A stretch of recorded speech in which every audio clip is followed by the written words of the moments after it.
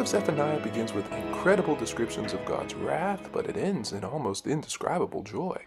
Which brings us to our key verse for today, which reads, "And I will deal severely with all who have oppressed you. I will save the weak and helpless ones. I will bring together those who were chased away. I will give glory and fame to my former exiles wherever they have been mocked and shamed." Zephaniah chapter 3, verse 9. The command to rejoice was used by town heralds calling the city to rejoice when messengers from the battlefield brought the good news of victory and deliverance. In verse 15, the three reasons for rejoicing are given. 1, the judgments have been taken away, judgments referring to condemnation against the city. These are judgments that have fallen upon Israel through all her history. 2, the enemy is cast out.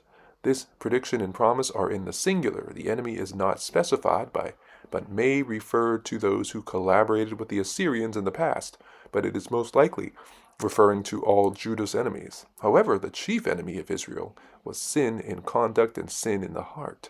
God's salvation from sin here is total. There is nothing now to alienate the Holy One. Atonement has been achieved. And 3, the Lord is king in the midst of her. He is there to protect, and therefore Israel need have no more fear. What a difference the presence of God makes. It gives peace of heart. So in that day refers to the day when the judgment is complete and God's blessings completely manifest. Here is the real basis of courage and hope.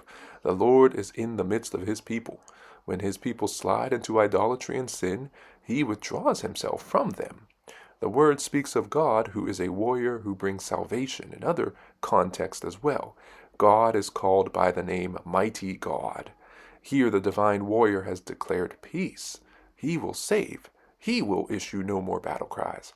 He will wreak no more havoc. His people have no reason to fear except a healthy fear of the Lord. He has accomplished his purpose. He has vanquished the proud.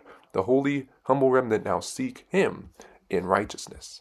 The rest of the verse is a vivid description of God's love for his people. Here we have an expression of the deepest joy and satisfaction of God himself in his love for his people.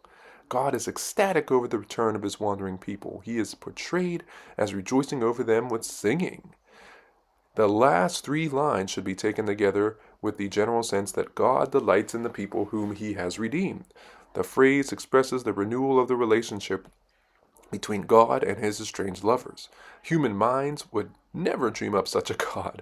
Human actions or human character could never deserve such love. In the core of his being, God is love. Zephaniah thus sings the prelude to the kind of love Jesus reveals on the cross, a love that surpasses knowledge. God announced that he was about to do something about Jerusalem's oppressors. He would deal with those who would afflict his people. They would not escape the fire of his wrath. The use of all for the oppressors widens the picture and points to include everyone who had ever afflicted Zion, including Assyrians and Babylonians, as well as neighbors who took advantage of Jerusalem when the Babylonians attacked. The people would no longer suffer oppression because the Lord would gather them and bring them home. A change in status would also result in a change in reputation. Israel had been profaned by the experience of their exile. God promises this experience would never happen again. What a loving Savior God is, who turns mourning into dancing, sorrow into joy, and weeping into laughter. So here's our lesson. Zephaniah paints a complex picture of restoration. Many changes are necessary in order for God's children to be fully restored to a new day. God must turn from wrath. God's people must turn toward serving God only. God's people must turn away from oppressing each other, and enemies must turn away from oppressing God's people. It seems nearly impossible to believe that all this change can come, especially when we are suffering for so long. But there are 2 lessons from this reflection. We as God's people can make different choices that turn us in the right direction and make us active participants in our own restoration. And furthermore, Zephaniah reminds us that we do not act alone. God turns from wrath. God changes us, and God turns away our enemies. Restoration is only possible because God is in our midst.